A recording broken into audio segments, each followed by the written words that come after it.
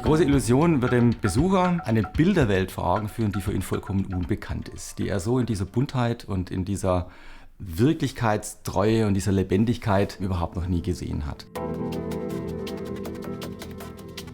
Wir sind gewohnt, Skulpturen sehr stark zu reduzieren auf Form. Schon wenn sie mit Farbe verbunden wird, ist es für uns ungewohnt und neu. Und in diesem Fall gehen wir noch eine Stufe weiter und werden Figuren zeigen, die einen Realitätsgrad erreichen, der für uns vollkommen irritierend ist. Figuren mit echten Haaren, mit eingesetzten Glasaugen, gekleidet in echte Textilien, ausgestattet mit metallenen Kronen und anderen Accessoires.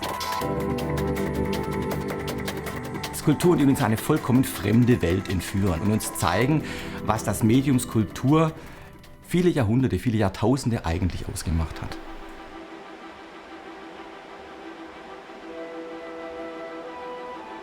Im Kontext der Ausstellung haben wir uns etliche Objekte in Europa angeschaut. Wir waren in Hamburg, wir waren im Louvre in Paris, wir sind aber auch vor Ort nach Blaubeuren gefahren. Und dort gibt es einen unglaublich gut erhaltenen spätgotischen Altar vom berühmten Ulmer Bildhauer Michel Erhard. Das Gold dort ist hervorragend erhalten. Wir bekommen dort eine Vorstellung, wie spätgotische Objekte ausgesehen haben. Ebenso interessant war die Wirkung des typischen Azuritblaues. Für uns war spannend zu sehen, wie die Haut beispielsweise dargestellt wird. Mit aufgestupfter Farbe, mit gestrichener Farbe, mit Glanz, mit Porigkeit. Es geht so weit, dass wir den Schmutz unter den Fingernägeln erkennen können. Hauchdünne und hauchig blaue Adern unter der Haut. Es werden lauter Aspekte wiedergegeben, die wir vom realen Menschen kennen, dass wir gar nicht mehr an Skulpturen denken, sondern dass wir wirklich automatisch den Eindruck haben, wir haben es mit realen Wesen zu tun.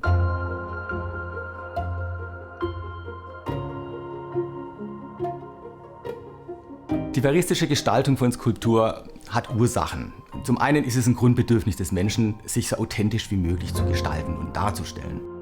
Aber diese Objekte, die wir heute museal betrachten, hatten eine Funktion. In aller Regel waren es Kultbilder oder es waren im weitesten Sinne Gedächtnisbilder und die müssen nun mal realistisch aussehen.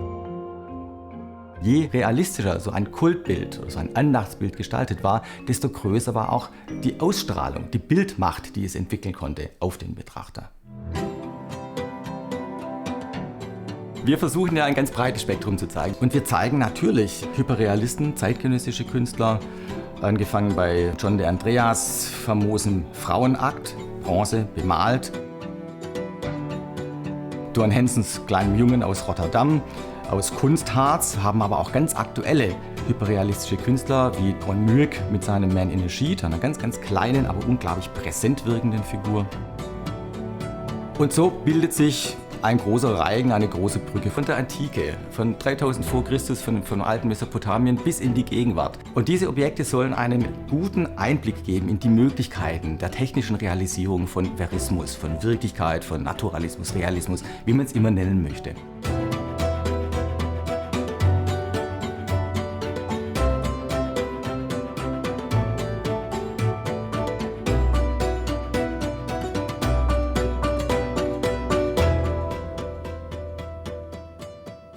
Wir zeigen dem Besucher eine vollkommen fremde, neue und bunte Welt, die ihm ja vollkommen neue Horizonte öffnet.